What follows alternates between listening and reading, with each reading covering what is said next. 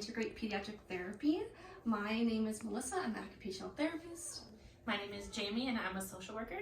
My name is Gwen, I'm a speech and language pathologist. And I'm Megan and I'm a social worker.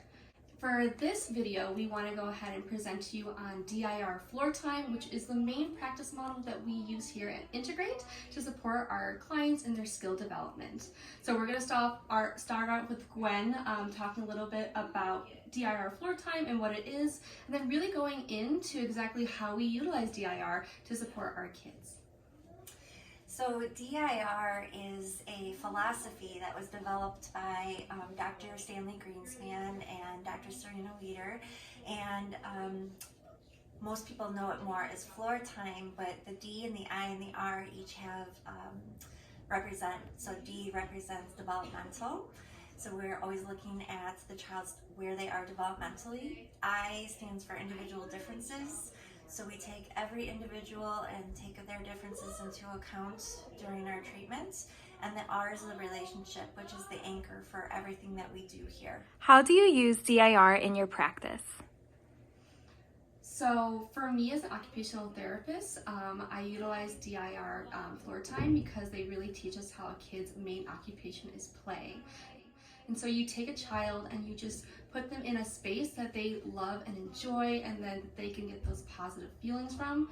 And you yourself in that play experience can enjoy the moment together, working on anything from sensory supportive tools, to executive functioning, to motor planning, to emotional regulation. It's all integrated into that DIR Floortime approach. And from a social work standpoint, Megan, you can jump in if you want. We play is the best way kids learn and how they grow. And so just being able to be in the same space as a kid and almost become a kid and play with them, you just really learn about where they're at developmentally, where they're at emotionally, and really are able to make that connection and relationship with them.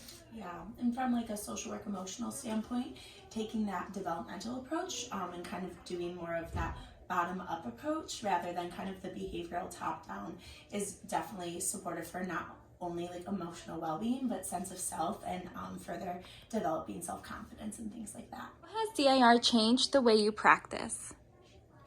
I know for me, as far as a social worker, it definitely limits your language that you want to use with the children. So not talking to them as much and more playing and learning about them through their play and interpreting things they do through play.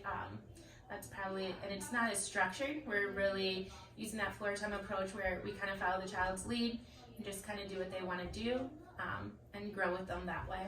Yeah, weave their work in throughout, so it's not only meaningful to them, but it's supportive to what their work really is.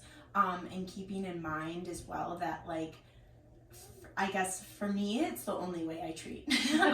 And I love the DIR model. Like Mel was saying, it takes the emotional well-being, the sensory, and also the language comprehension piece. It really looks at the child as like a whole child, rather than just kind of a kid who's doing something that they shouldn't be, or that they have these different struggles or challenges. So I love that piece, and also the background of being trauma informed. It takes those micro traumas and those individualized experiences and really takes all of that into account to how the child or the client is processing their world around them. Jamie brought up a good point too, that it's unstructured, and it's not necessarily that there's not an intention. We have an idea of the child's goals and what they want to do and need to do, but also what we're hoping to support them with during the session. And a big one that is centered around it is affect. So using your emotional tone, you're using your own body language, your emotional language to support the child in skill development, which lends really well to the speech side of things.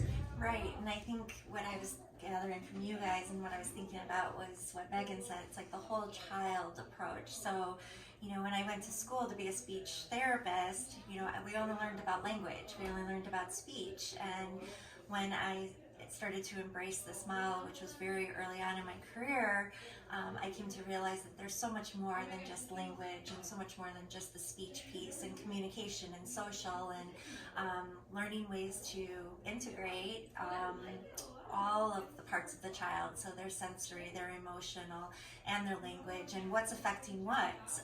Not just that a child might have a comprehension disorder, but maybe they're dysregulated and therefore they're not being able to understand what's going on in the moment, or vice versa.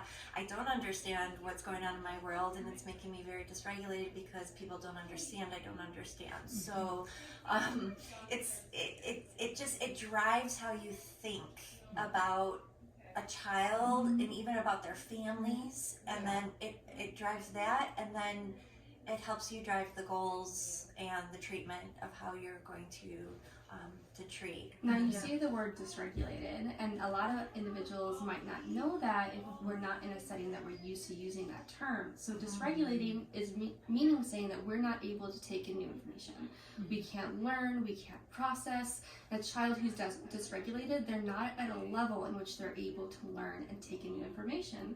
So through DIR Floortime, we're providing that means in order to regulate them, co-regulate, and working on them self-regulating for themselves, and so that way they can take in new information and learn. Yeah, I think like the easiest way to sum up dysregulation, a lot of the time it would be a tantrum or like a meltdown. Sometimes people call it that, or we're really upset, or sometimes we're physically aggressive.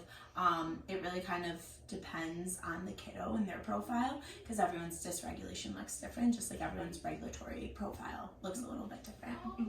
I think dysregulation too can also look the opposite of the child is, they kind of find their own space, or they walk away, or it looks like they're not attending, or It's a it's good more of like feeling more of like a sometimes. shutdown Yeah. versus or even letting it all hyperactivity. out. Yeah, sometimes that too. We're having so much fun that it just regulates us, and it's a good thing, but it's still kind of that's where a lot of the time the modulation piece comes into. What is the best part of DIR for you and why? I think for me, the best part of DIR is just being able to be in the moment and play with the child and learn about them, build that relationship piece. This just gives you an opportunity to kind of get on their level, build that trust in the relationship in order to kind of continue to grow in therapy. Sometimes in mental health therapy, kids think like, oh, I have to talk about my feelings and it's all, verbal. But here really it's just, you come here and you get to be a kid, you get to play. We do a lot of swinging and ball pits and symbolic play with dolls, and so they come here and just what they think they're having is just a lot of fun, when in reality they're at therapy. So I think that's probably what my favorite part would be. I would have to say my favorite part, I love it all, but if I had to pick, it's those kiddos that come in that have not connected with the world and have had a very hard time connecting with people and even their families, and then all of a sudden you're working with them and you get that moment, what we call, from a Floortime perspective, we call it the gleam in the eye, where you just have that feeling and that moment of connection, and it's a feeling, and it's the most amazing feeling that you can possibly get. It's even more amazing seeing when the parent or a caregiver can get that with their child, and it drives the motivation to continue the work. What do you hope parents can take away about learning about DIR Floortime? I think a big piece of like our work here as therapists and partnering with our families and collaborating and supporting them is that with the DIR Floortime model, we are very process driven rather than product, compared to some other therapeutic models which are a little more product driven. The DIR Floortime not only helps you, utilizing that model not only helps give kind of a look into what the kiddo might be experiencing, and again, to bring back that thinking of them as a whole child, it gives us that perspective, but it also helps make these meaningful connections and experiences for them that then they are so much able to go back and access and apply to their day-to-day when they have these emotional ties or these sensory integrated experiences, or these moments where they're making those communication matches and those comprehension matches as well. It's so much more meaningful to them, and that does take a little bit of time. So it takes time, and sometimes it doesn't feel the best in those moments, but also you're gonna come out with a kiddo who's not only integrated and regulated, but a kid that also has meaningful experiences and emotions, and they're in tune with those emotions. And going off of that too, you talked about the parent side of things, but having the parents learn how to play with their children. And sometimes parents struggle with knowing how to play or ways to support their children, and their sensory profiles, their parents, are so different than the children. So learning and supporting the parents through that process. Yeah.